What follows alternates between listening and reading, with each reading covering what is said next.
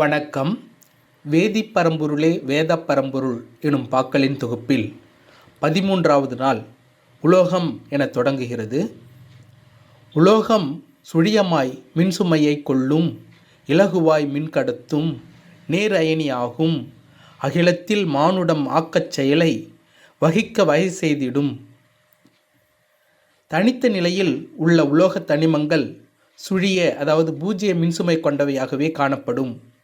அவற்றின் கட்டமைப்பில் மின்துகள்கள் சுதந்திரமாக சுழலக்கூடியதால் உலோகங்கள் மின்சாரத்தை மிக சிறப்பாக கடத்தும். மேலும் உலோகங்கள் ஒரு அல்லது அதற்கு மேற்பட்ட எதிர்மின் துகள்களை இழந்து நேர் அயனியாக மாறும் இயல்பும் உடையவை. மனித அறிவியல் முன்னேற்றங்களில் உலோகங்கள் அளித்த பங்களிப்பு அளவிட முடியாது. குறிப்பாக நம் குருதியில் அயனியாக செயல்படும் இரும்பு பற்றிய அறிவும் அதன் பயன்பாடும் மனித அறிவின் முக்கியமான முன்னேற்றங்களில் ஒன்றாகும். உலோகம் சுழியமாய் மின்சுமையை கொள்ளும், இலகுவாய் மின்கடத்தும், நேர் அயனி ஆகும், அகிலத்தில் மானுடம் ஆக்கச் செயலை வகிக்க வகை செய்திடும். நன்றி.